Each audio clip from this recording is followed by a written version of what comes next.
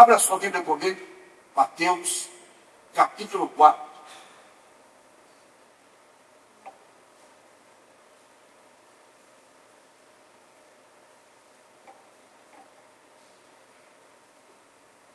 Versículos 5 ao 7. Nós estamos no estudo aprendendo com Jesus, e já estamos, eu creio que este é o 6º sermão vencendo o deserto da tentação, aprendendo com Jesus a vencer o deserto da tentação. E hoje vamos continuar a mensagem de semana passada, que estava falando a respeito dessa terceira arma que o diabo usou contra Jesus, mas foi vencido pela palavra de Deus. Então, o texto citado diz: então o diabo transportou a cidade santa e colocou sobre o pináculo do templo, e disse-lhe: se tu és o Filho de Deus, lança-te daqui abaixo, porque está escrito: aos seus anjos dará ordem do respeito, tomar-te-ão nas mãos, para que nunca tropeces em alguma pedra. Disse-lhe Jesus: também está escrito: não tentarás o Senhor teu Deus. Jesus, ele responde ao inimigo das nossas almas. O diabo usa um texto isolado para tentar enganar Jesus e tentá-lo dentro do pecado da presunção, apelando à vaidade, ao orgulho, fazendo um espetáculo, um show diante de todos, tentando ao Senhor. E vemos que tentar ao Senhor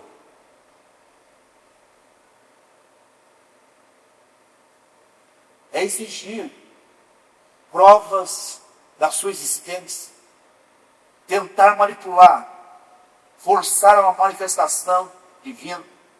Exemplo: se Deus não fizer, eu não vou mais à igreja. Se Deus não quiser, eu não louvo mais. Se Deus não quiser, eu não prego mais. Exigir o milagre, determinar milagre, colocar Deus na parede, é dizer: faça isso, se o Senhor me ama, ou se o Senhor está comigo mesmo, faça isso.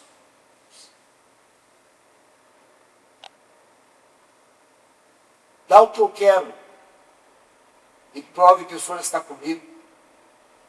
Eu não tomarei mais esse remédio, ou não colocarei cinto de segurança.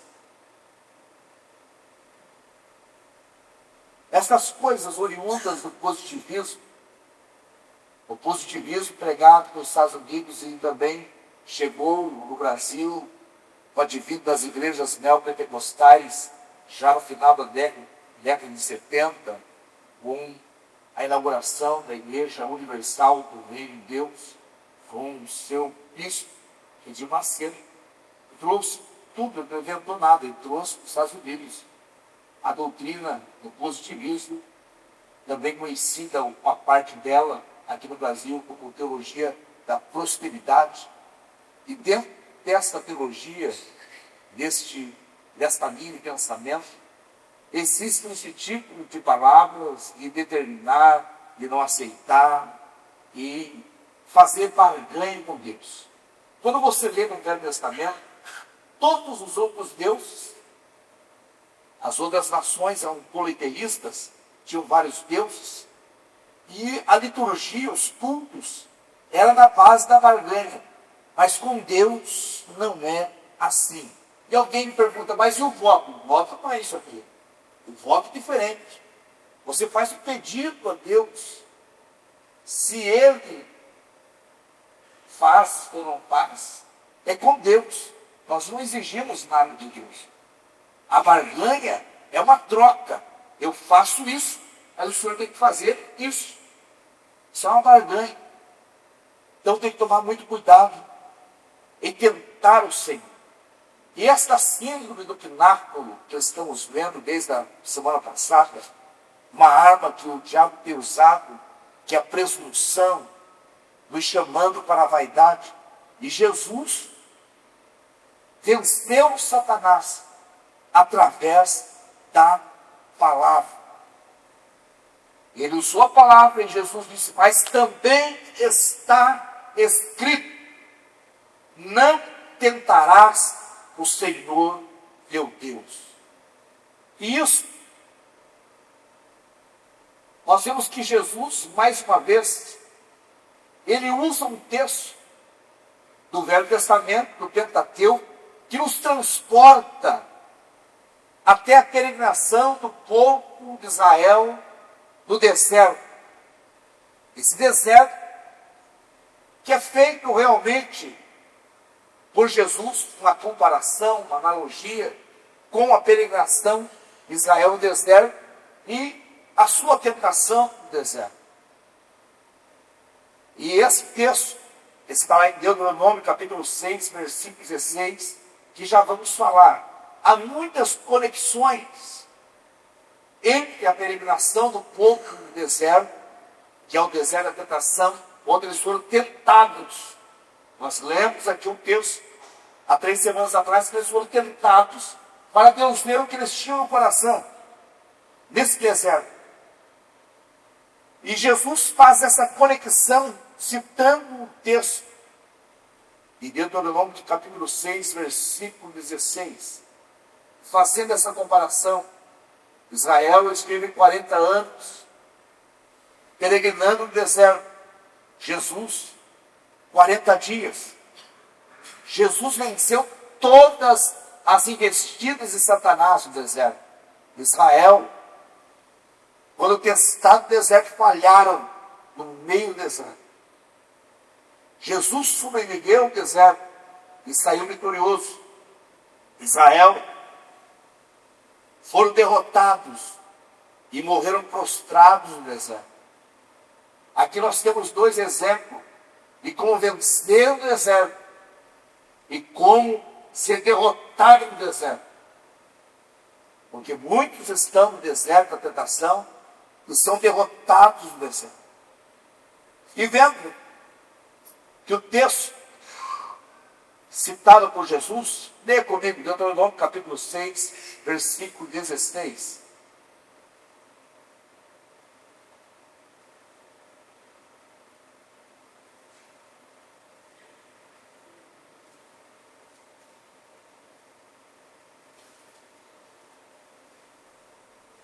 Deuteronômio capítulo 6, versículo 16. Não tentareis o Senhor vosso Deus, como tentaste em Massá.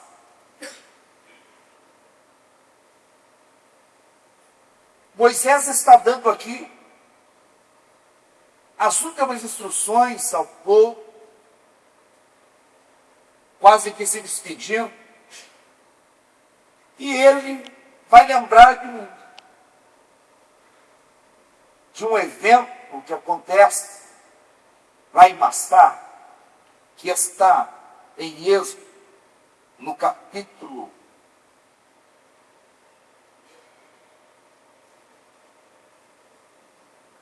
17,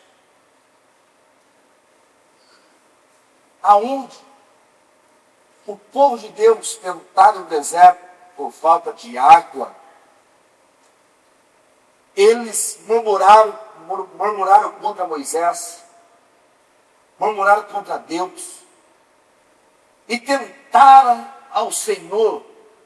E Moisés está lembrando disso, dizendo no versículo 7, está o Senhor no meio de nós ou não? Isso aqui é tentar ao Senhor. Veja bem, tudo que Deus fez no Egito, se mostrando superior a todos os deuses do Egito, Porque cada praga daquela era um deus do Egito que era subjugado e humilhado. Venceu o Faraó. Passaram o Mar Vermelho, o mar se abriu. Todos os milagres que aconteceram. A nuvem de dia, sinal da presença do Senhor. A coluna de fogo à noite. Vemos ainda a própria presença de Deus que Moisés pede. Se a tua presença não for conosco, não nos faça subir daqui. Tudo para que eles soubessem que o Senhor estava com eles. Mas mesmo assim, lá em Massá, e quer dizer exatamente tentação, e entre Meribá, e quer dizer contenda, aonde tem pessoas tentando ao Senhor também tem contenda, tem brigas, e lá em Massá aconteceu isso. E mesmo todas essas provas que Deus está com eles, eles perguntam, o Senhor está conosco ou não? Porque às vezes, no deserto da tentação, nos esquecemos o que Deus já fez por nós. E isso, nós vamos ver que é uma das coisas que aconteceram para que eles morressem no deserto. Tentaram o Senhor no deserto. E isso é algo bom. E às vezes realmente alguém pensa como Israel, se esquece de tudo que o Senhor fez. E faz algumas coisas assim parecidas. Se Deus está comigo, faz isso aí para eu ver. Então veja que essas coisas desagradam o Senhor, desagradou o Senhor de uma forma tremenda. Isto que eles fizeram lá no deserto. Eles exigem sinais que comprovem que Deus está com eles. E Jesus, citando esse texto, de Deuteronômio capítulo 6, versículo 16, eles estão nos ensinando, respondendo o diabo com esse versículo, que não precisa de nenhum sinal, e sim esperar o cumprimento da promessa de Deus em nossas vidas. O deserto da tentação não pode ser vencido sem fé, sem confiança, sem obediência. É isso que Jesus está ensinando a vencer o deserto. E estas coisas Israel não tiveram. Por isso que foram vencidos no deserto. Primeiro, fé. Segundo, confiança. Terceiro, obediência. E se não tiver confiança e fé no meio do deserto, não vai vencer. Não vai conseguir vencer. E alguns tentarão o Senhor. E veja que Paulo não vai saber desta conexão da tentação de Jesus e a peregrinação do povo de Israel no deserto, de modo que ele vai escrever, 1 Coríntios capítulo 10, abra sua Bíblia comigo, 1 Coríntios capítulo 10, e nós vamos ver os motivos pelos quais eles morreram.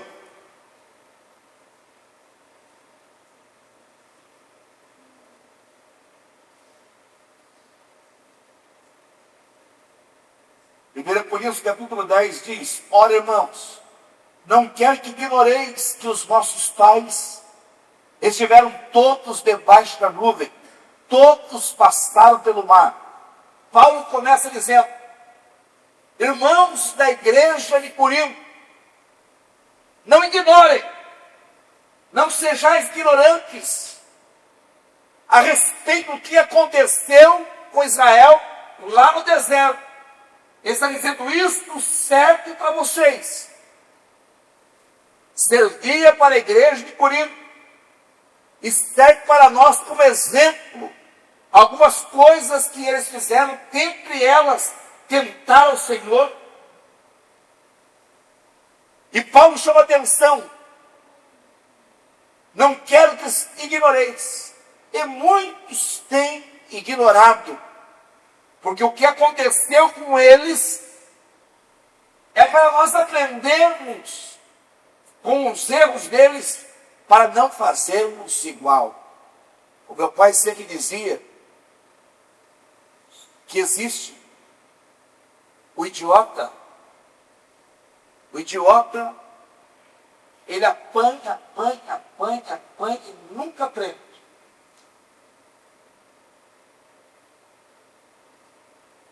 E tem também aquele desavisado. Ele apanha uma vez, mas aprende e não faz mais. E tem o sábio. O sábio é aquele que aprende com o erro dos outros. Ele viu que o outro errou e ele não vai fazer igual. E aqui eu quero que você seja sábio. Paulo está dizendo: seja sábio. O povo de Israel passou por tudo isso e fizeram assim. Mas vocês não ignorem, não façam igual. E ele continua dizendo: e todos foram batizados em Moisés, na nuvem e no mar. Todos eles estiveram debaixo da bênção. E todos comeram do mesmo manjar espiritual, do maná que descia do céu. E beberam todos da mesma bebida, da água que saía da rocha, e a rocha era Cristo.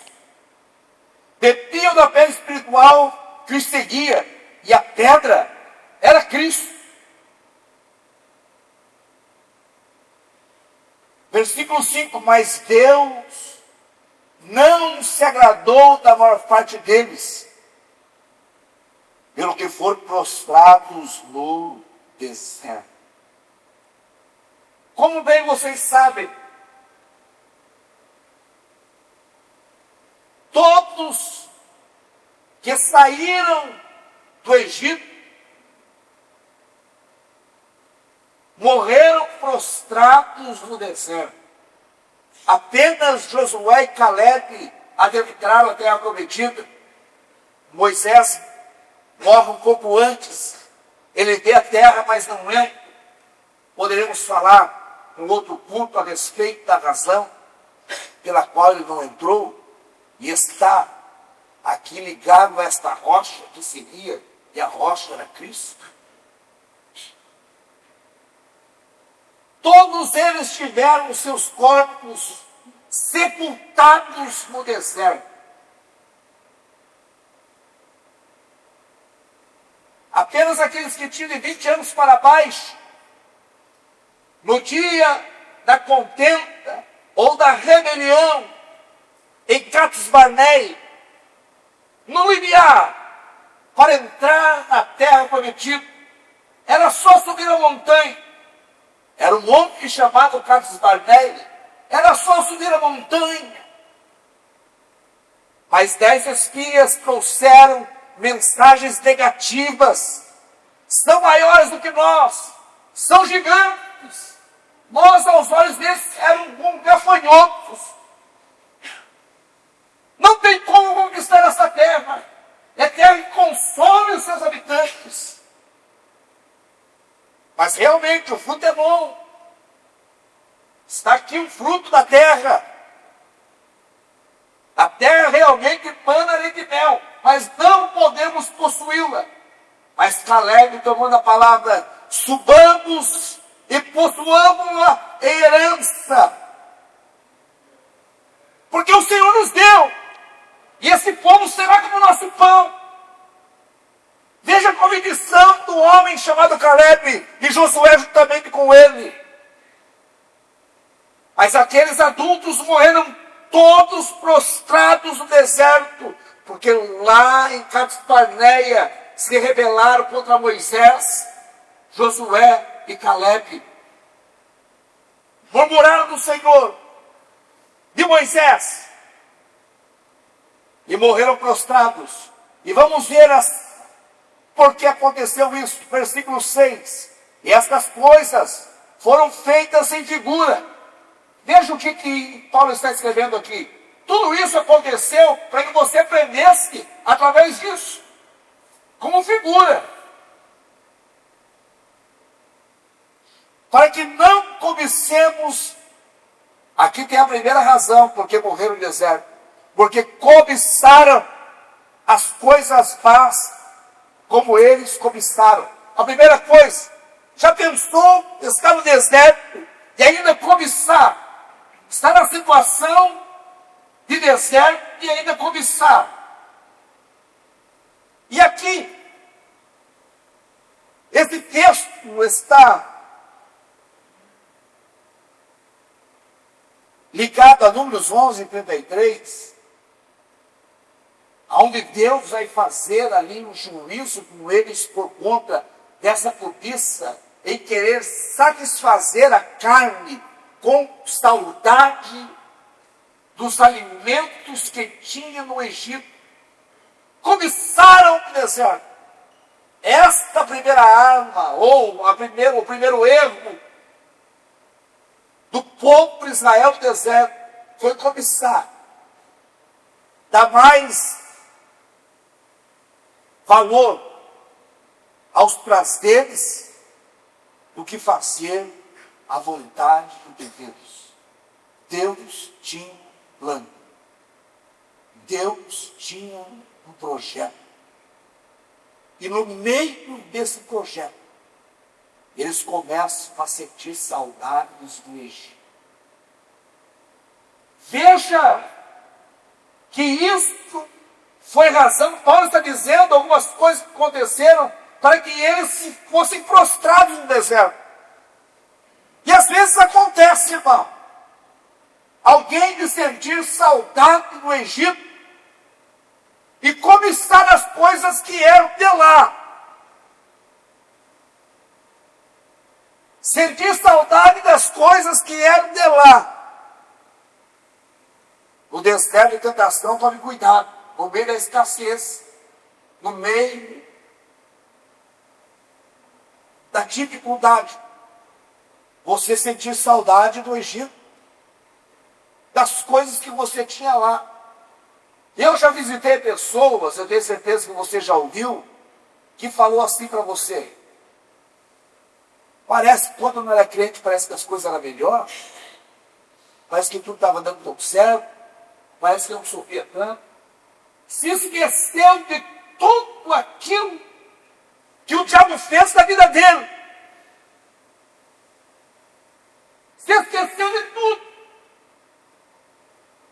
Eles se esqueceram que faziam tijolo até de madrugada, pisavam barro o dia todo. Se esqueceram que levavam chicotada. Se esqueceram que eram escravos. Se esqueceram de tudo isso. Só se lembravam da panela de carne. Se lembravam do pepino, se lembravam do alho, da cebola, se lembravam disso, mas se esqueceram. Tem gente que era cavalo e Satanás, e se esqueceu disso, e está lembrando de algumas coisas, que trazia prazer à sua carne, mas agora você é nova criatura, irmão, não tenha saudade dessas coisas. Não morra prostrado no deserto. O deserto é transitório. Não é para você morar lá. E se o deserto é uma prova, e você só passa de fase se você passar, tem gente que não sai do deserto. Esses aqui ficaram 40 anos até morrer e não conseguiram passar a prova do deserto.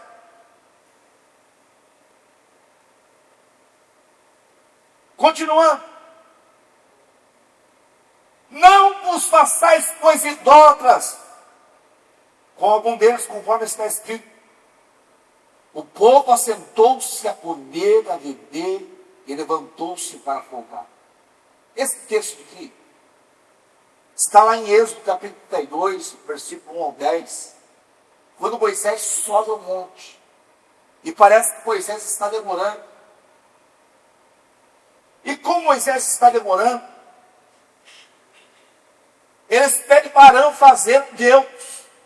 E Arão pega as joias deles e coloca no rio e faz um bezerro de ouro parecido com o Deus que eles adoravam lá no Egito, o Deus egípcio da fertilidade, o Deus Apis, que era um touro. E a liturgia desse culto, veja o que eles estão fazendo. Veja o que eles estão fazendo. Eram orgias sexuais.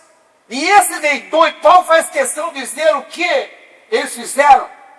Esse dia eu estava chamando a atenção do professor de cultura judaica, que fica passando pano para os judeus e diz, não, isso não aconteceu. Aconteceu sim. Esse deitar e folgar, irmão, sabe o que quer dizer no original? É que eles estavam nus, deitados depois de orgias sexuais. O culto ao Deus Apis, ao touro do Egito. Eles chamavam de bezerro porque saiu menor do que o outro original. Depois lá na frente você vai ver Jeroboão fazendo de novo essa mesma imagem de escultura. Veja, e isto desagradou o Senhor. E me chama muita atenção que Deus falou a Moisés, Moisés, desce, porque o teu povo, olha, o teu povo já se corrompeu. Você é o pastor deles, Moisés. Não ensinou direito. O teu povo já se corrompeu. Você ficou um pouquinho fora, já estão adorando ídolo. Idólatras. E Deus fica muito triste. Que povo obstinado. Moisés, eu vou matar todo esse povo, Moisés. E de ti eu levanto um povo maior e mais forte. E Moisés, veja a humildade desse homem. Veja a humildade desse homem. Deus não faz isso. O que as nações dirão? Que o Senhor tirou o povo do Egito e não pôde colocar na terra e os matou no deserto. Idólatras. Esse foi o segundo erro deles, a idolatria. E ainda há idolatria, irmãos, no meio da igreja. Talvez não como deuses de gesso, ídolos de gesso, de madeira, ou de ferro, ou algum outro material. Talvez desses, não mais. Mas há alguns ídolos ainda, idolatria. Idolatria. Tem gente que idolatra o lugar, mistifica o lugar.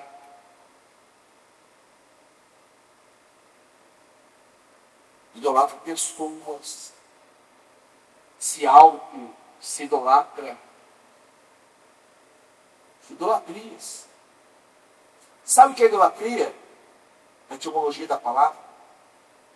É tudo aquilo que tira o lugar de Deus no teu coração. E o lugar de Deus é o primeiro.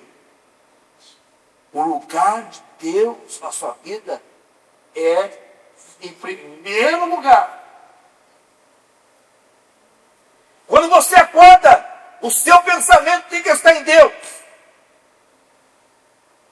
A primeira coisa na nossa vida é Deus. E às vezes tem coisas que tiram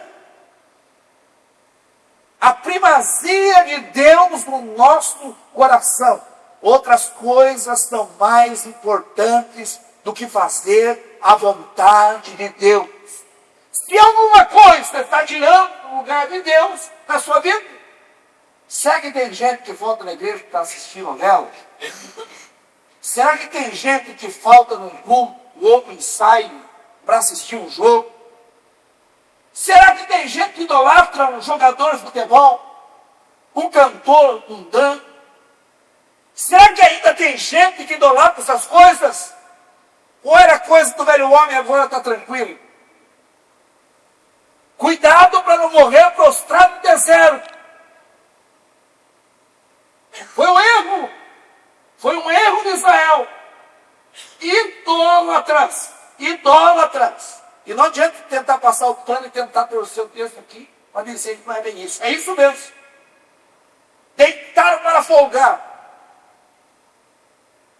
E Paulo continua dizendo, versículo 8, e não nos prostituamos com o que deles fizeram, e caíram no dia 23.000. Olha, isso aqui está lá em Números capítulo 25.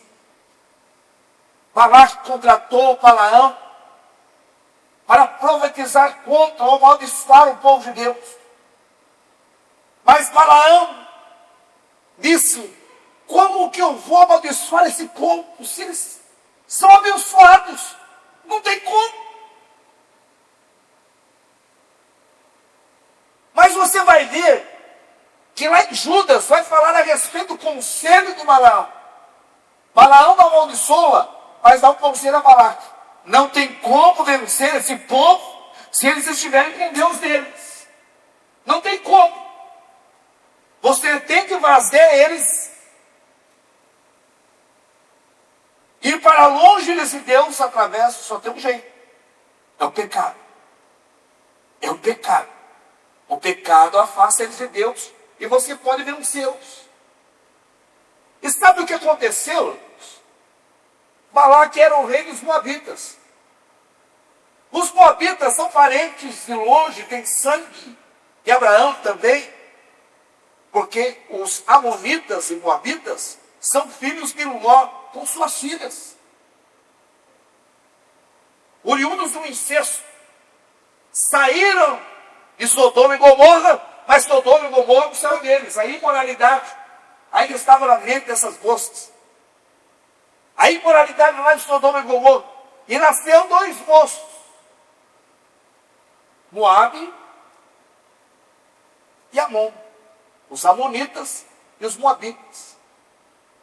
E segundo a história, os Moabitas eram imorais, eram vistos como imorais, e as moças se vestiam com sensualidade.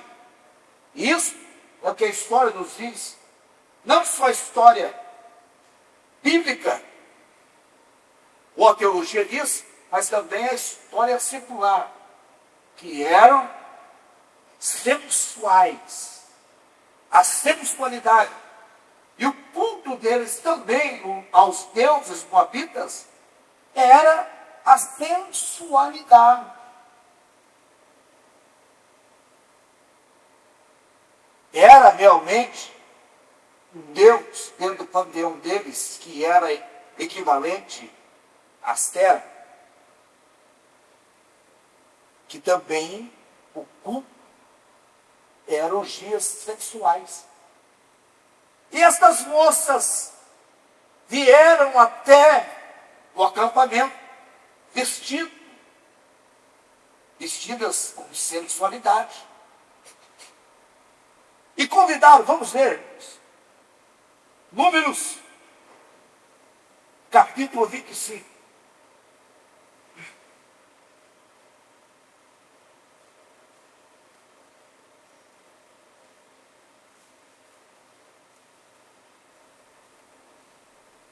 Israel se deteve, se sentiu, e o povo começou a prostituir-se com as filhas dos moabitas. Estas convidaram o povo aos sacrifícios dos seus deuses.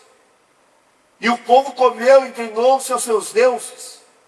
Juntando-se, pois, Israel a Baal Peor, o Deus da sensualidade. A ira do Senhor se acendeu contra Israel. Esse sacrifício aqui, esse culto, era orgia sexual. Foi um dos motivos daquele deserto, foi a prostituição no meio do povo de Deus. O povo de Deus, os homens, começaram a se deitar com as moabitas. Mas era tudo tratado. Veja que situação desse povo. Veja Deus olhando a situação desse povo, tirados do Egito com conforto, agora se prostituindo no meio do deserto, com os moabitas. E Deus tirou, e naquele dia, morreu, segundo o texto que vai falar de 23 mil, e aqui no versículo 14 vai falar de 22 mil que morreram de uma praga.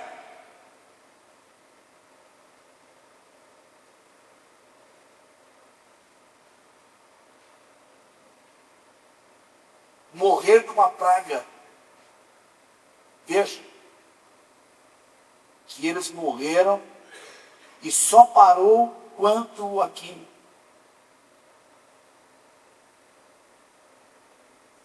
Alguém atravessou um homem e uma mulher com uma estaca. Versículo 9. E morreram daquela praga, foram 24 mil pessoas que morreram da praga, porque se prostituíram no deserto. A sensualidade, a prostituição, também levaram eles a morrer no deserto. Isso tem tomado conta hoje, você vê. E alguém pensa assim, esses dias um rapaz falou para mim assim, a igreja está feia, a igreja está feia, está acontecendo isso, está acontecendo aquilo. Eu falei assim, ó, fica tranquilo. Eu nasci na igreja e não mudou nada. Quando eu era criança, eu já escutava essas histórias.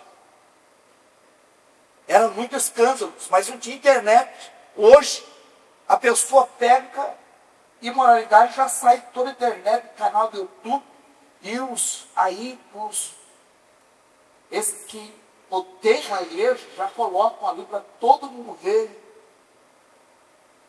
E quem sofre é a igreja, com escândalos em cima de escândalos, e veja que já naquela época a imoralidade estava no meio do povo, e hoje nós estamos vendo que ainda é uma arma de Satanás para que as pessoas se prostrem do deserto, a sexualidade e a prostituição.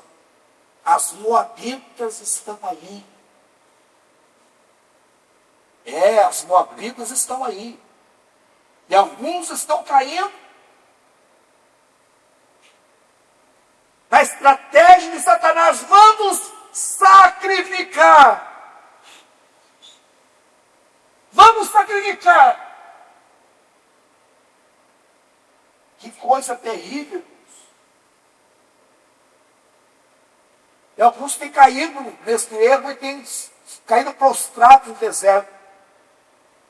E eu sempre lembro de Sansão, mais uma vez me levantarei, mas o espírito já tinha se retirado dele. Não perca a unção. Não perca a graça. Veja, e não nos prostituamos como alguns deles fizeram, e caiu no dia 23 mil. Morreram desta praga. E você pensa, tem gente que pensa que hoje isso pode ser normal. Nunca vai ser normal. Nunca vai ser normal. A prostituição nunca vai ser normal, nem o adultério, nem a fornicação, nunca vai ser normal. É pecado. Leva o homem para o inferno. E nós temos que ter, os que nós estamos pregando o evangelho tão barato, que a pessoa está na imoralidade, está na idolatria, sendo nosso irmão. nosso irmão lá, que está na prostituição, nós vamos para o céu junto. Vai nada, irmão. Por que você está aqui então? Se o cara está lá na idolatria, ajoelhado na frente de um ídolo, está na prostituição, está no álcool, está nas drogas, vai tudo quanto é lugar. E você acha que está salvo. Não está não. Se não aceitar Jesus, deixar o pecado de lado, não vai para o céu. Pode ser pai, pode ser mãe, pode ser avó, pode ser quem for. Se não aceitar Jesus, nós temos que parar com esse negócio, irmãos, de achar porque é parente nosso. Nós temos que pregar o evangelho.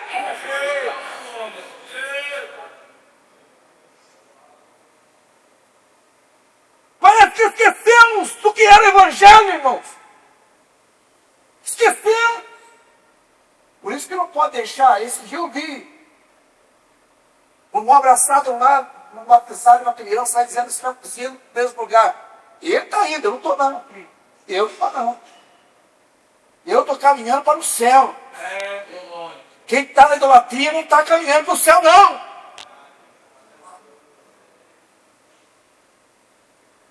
E a pessoa está se prostituindo. Pregador da palavra, famoso. E alguém acha, se o cara está fazendo, quer ir para o inferno com ele não é exemplo, não. O exemplo é Jesus. O exemplo é Jesus, que venceu no deserto. Esse povo caiu no deserto aqui, serve para nós com advertência. Não ignoreis. Eles se prostituíram e caíram. E veja, continua. E não tentemos a Cristo, como alguns deles também tentaram e pereceram pelas serpentes. Ele está falando de um outro relato aqui.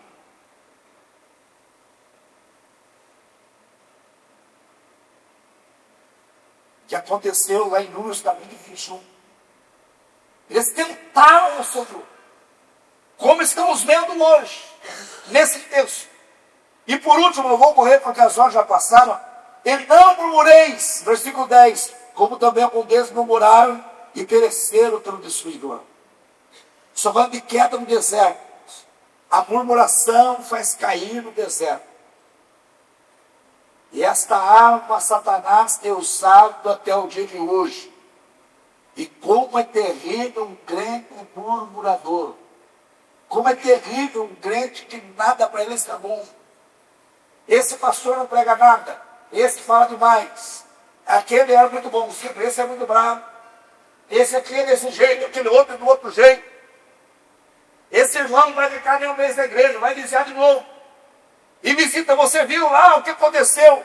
Irmãos, a murmuração, a praga que vai fazer você cair no deserto. A murmuração não deixa, não permite entrar na sua casa com esse tipo de conversa. Não deixa essa maldição entrar na sua casa. O Mateus, meu filho, ele tem um dizer quando começa a falar assim, qual versículo teu preferido? Ele já muda esse assunto. Qual que é o teu versículo preferido?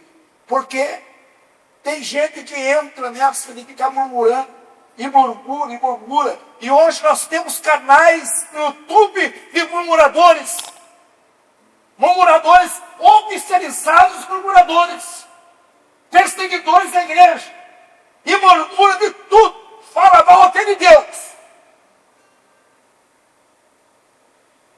E não murmureis como alguns deles murmuraram e pereceram pelo destruidor.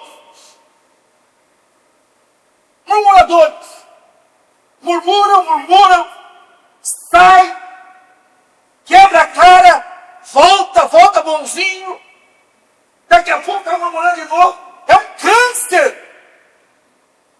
Não se cura, é murmurador. Mas esse murmurador vai cair por terra no nome de Jesus. Esse espírito de murmurador, que nada está bom, nada está bom. Glória a Deus. Isso aqui, irmãos, é exemplo para nós de não parecermos com o povo Israel no deserto. que só murmura. Sabe o que eles falaram aqui, que Deus não se agradou deles? Eles reclamavam até de uma nação chamada de pão vil. Murmuravam de tudo. De tudo. E a Bíblia diz que ainda a carne estava nos dentes deles, quando eles começaram a murmurar. E é assim o murmurador.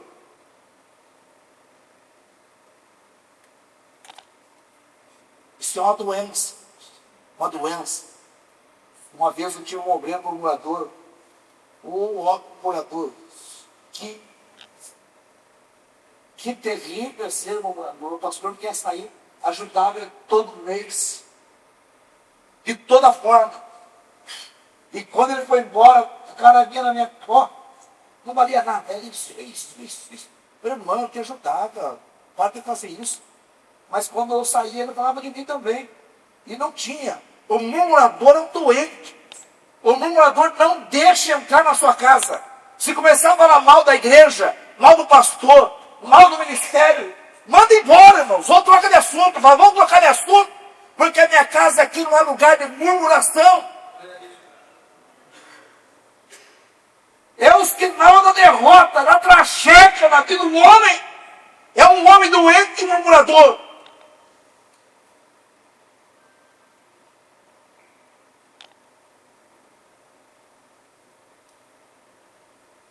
E tem muitas casas, que às vezes você quer saber a razão, porque muitos jovens não estão na igreja, homens que pregam, homens que dizem que estão fazendo uma grande obra, mas os filhos não estão na igreja, não gostam da igreja, não gostam do pastor, não gostam do ministério. Sabe por quê? A mesa da casa deles é uma fábrica de desviados. Porque lá na mesa eles falam mal do segundo, terceiro, quarto, do presbítero, do diácono, do pastor Sérgio, da convenção. Fala mal de tudo. E você acha que esse filho vai querer ser da igreja? Que ele tanto fala mal? É um murmurador. Um murmurador. Agora, se você for um homem de Deus, que fala bem da igreja, que fala bem do ministério, que fala, vamos para a igreja, porque Deus vai falar conosco hoje, lá Deus fala. O pastor é um homem de Deus. O líder é um homem de Deus colocado por Deus. Deus está na direção da igreja. E essa criança vai amar a igreja e vai ser um obreiro depois do seu lugar. Mas se for o contrário, ele não vai querer estar aqui. Não vai querer, meu irmão. Você acha que o filho, tudo que você fala para o seu filho é verdade. Fique sabendo disso. Tudo que você fala para o seu filho é verdade. Por isso que tem que tomar cuidado. Você pode falar bem ou pode falar mal. Você pode abençoar ou você pode amaldiçoar através da sua boca pelo que você fala na sua casa. Daí você não fala, você sabe. Você nunca fala. Nunca fala. Mas de repente você convida para almoçar um murmurador. E está o seu filho sentado na mesa. Está ouvindo o que aquele murmurador está falando.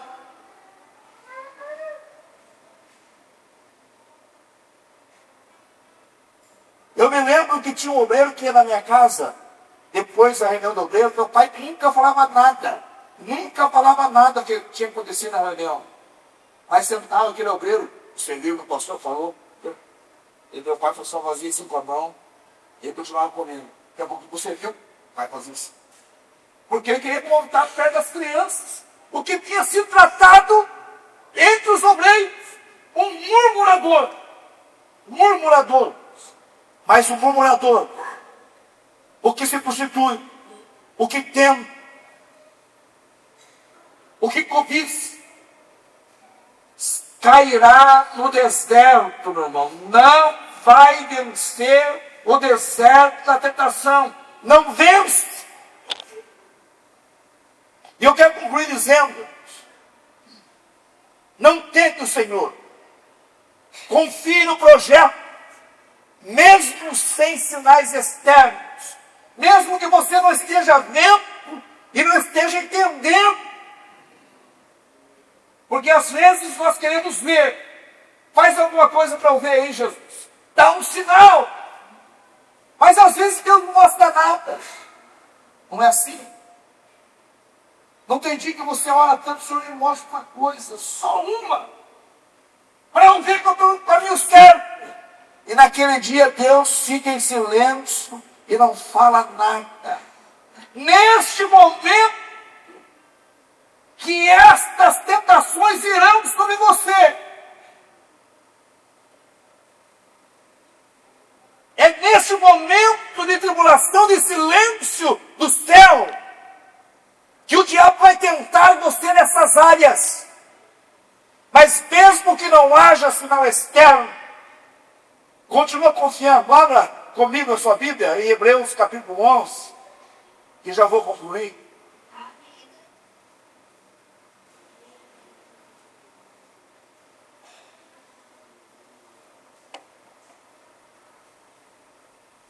Versículo 8. Pela fé, Abraão, sendo chamado, obedeceu, indo para um lugar que havia de receber por herança, e saiu sem saber para onde ia. Senhor, eu quero a visão da cidade. Eu quero o nome da rua. Eu quero o número da casa. Eu quero que o Senhor confirme na boca de 5, 6. Não. Abraão não pediu isso. Deus falou, eu tenho um projeto. Eu estou dentro. Eu não sei para onde é, mas já estou montando a minha mobília. Eu estou indo porque eu creio no Senhor. Você crê no Senhor? Confiança, fé e obediência são realmente as lições que Jesus nos ensina a vencer o deserto com essas 3 coisas: fé, confiança e obediência. Abraão diz: não, eu não sei para onde é, mas nós já estamos indo. Estamos indo. Sem ver nada. E hoje nós estamos vivendo dias. Eu não sei quem pregou aqui esse dia, falou isso a respeito de pessoas. O pastor está orando para Deus dar alguém para ajudar, talvez no coral, nos jovens. E Deus fala: irmã Márcia, a gente se alegra e vai lá, olha, irmã, a senhora vai assumir aqui. Deus não falou nada comigo. E nós estamos fazendo o que aqui então? Por que precisa no olho da igreja então? Se Deus não fala comigo. Um dia o pastor José Web falou para o irmão assim: irmão, você vai assumir a congregação tal. E ele falou assim: eu vou orar. E foi embora. A semana inteira, domingo, ele disse assim, chegou no pastor e disse: pastor, eu vou. Deus falou comigo. Vai lá. Enquanto você estava orando, já mandei outro. Porque o Deus fala com o pastor, não fala, irmão.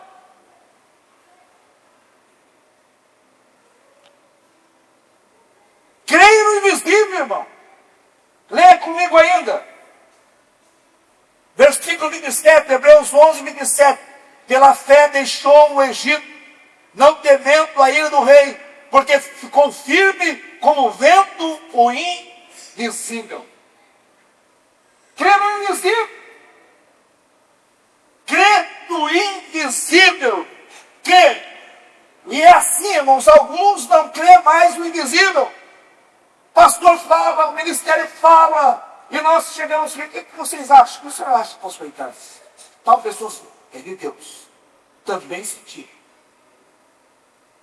Um dia teve um irmão, ofertei para ele em carta, não quero, não quero. Segundo dirigente da igreja, não quero. Primeiro dirigente, não quero. Líderes, não quero. Isso um ano. Não quero, não quero, não quero. Daí chegou perto da consagração. Pastor, não esquece de mim. Ó, 3 anos de presbítero, mas vai ficar mal pouco. Não quer fazer nada. Não quer trabalhar. Por que ter carteirinha? Quer ser evangelista? Vai fazer evangelismo, não vai para o nosso. Tem que trabalhar, irmão. Tem que trabalhar para Jesus. Vamos trabalhar para Jesus. O serviço mais importante que você tem que fazer na terra. E você não faz isso, não faça isso. Não faça, não pegue a sua mão nada nessa terra. Não pegue a sua mão, não testa. Tinha um irmão que pedia: pastor, eu quero ser o líder dos jovens, eu quero ser o líder dos jovens. Mas rapaz, cada vez que você pede, vai ficando mais longe de você ser o líder dos jovens. Porque não é assim que funciona a igreja. Em Atos capítulo 13, o céu falou, o ministério ouviu e enviou. É assim que acontece. Deus fala, meu irmão. Pegue para Deus. Pediu, perdeu a bênção. Oh, Deus, quero dormir aí. Que tempos estamos vivendo? Que tempos estamos vivendo? Creia na direção de Deus, creia no invisível. Deus falou com você. Se Deus falou com você, pode aguardar. Porque vai ter uma noite que Deus não vai deixar eu dormir a noite inteira. Não vai deixar o pastor Sérgio dormir a noite inteira. E vai falar: Senhor, não. Ô meu servo, lembra daquilo lá. Lembra daquele. Porque Deus faz assim, irmãos. Deus ainda age. A igreja é conduzida pelo Espírito Santo ainda, irmão? Sim ou não? Sim. Ou agora nós temos que pedir as coisas para Deus fazer? Nós temos que pedir. A gente tem que pedir agora? Não. Creia no invisível, mesmo que não tenha sinal. Esse pastor nem me cumprimenta. Eu não vou chegar nunca. Então, onde Deus falou, eu tenho que chegar. Deus vai fazer, não sou eu. É Deus que vai fazer. Escolhe de pé, meu amado irmão. Uma vez, eu estava dirigindo para o pastor Sérgio. Nós estávamos indo lá para Canoinhas, uma região, uma reunião de regional. E o pastor Sérgio, o segredo dele, para dormir só 3 horas por noite, é que durante o dia ele dá umas cochiladinhas assim, durante a viagem, aí coisa pouca, 20 minutos, 25 minutos. E numa dessas cochiladas, ele acordou chorando. E ele disse para mim: pastor Anderson, Deus acabou de falar comigo. Você vai ver o sanfoneiro e vou trazer para Joinville.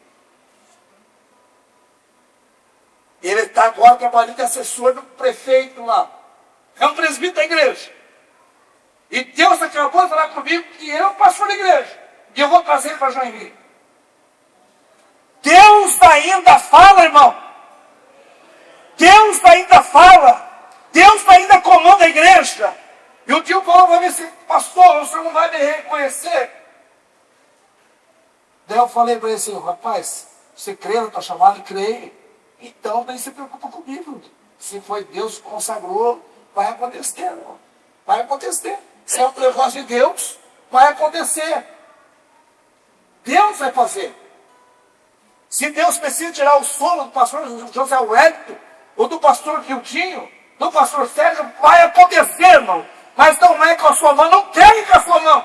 Não pegue, que é por sua responsabilidade. Agora, quando Deus faz, Deus capacita, Deus orienta, Deus levanta. Creia no invisível. Vamos orar? Vamos orar. Que as horas se foram. Que você possa ser abençoado por Deus. E que essas coisas que foram faladas aqui não caiam no deserto da tentação. Não caia no deserto da tentação. Semana que vem vamos ver a respeito da promessa no monte. Quem que fez a promessa no monte? Cuidado com esse negócio. Vamos ver semana que vem o que o diabo falou a respeito disso e fez a proposta para Jesus lá no monte. Que Deus possa abençoar a sua vida. Se você se tocar e quer vir aqui à frente, nós vamos orar por você. Eu quero pedir aqui, evangelista Ivo, faz sua oração para nós. Pastor Ricardo, em nome dele.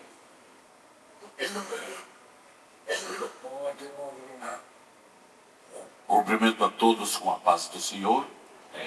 Quantos estão agradecidos pela palavra? Amém? E no 75 diz assim: tentado não ceda, ceder é pecado. Melhor e mais nobre será triunfar. Amém? Vamos ficar na presença do Senhor. Levante sua mão. Amado Deus, amado Pai, te damos graça, Pai Santo, pela palavra que ouvimos nesta noite, de orientação, de ensinamento. Oh meu Deus, que ela surta o efeito que precisamos em nossas vidas.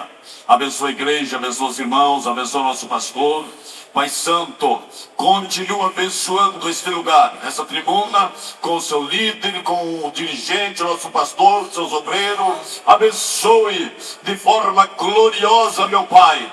Abençoa a igreja no seu geral, Pai Santo, que todo mal, todo espírito do mal, toda influência do mal, que porventura se levantar contra a igreja, espírito das trevas, sejam repreendidos pela autoridade, pelo poder que há no nome de Jesus. Nós oramos e te agradecemos em nome de Jesus. Amém.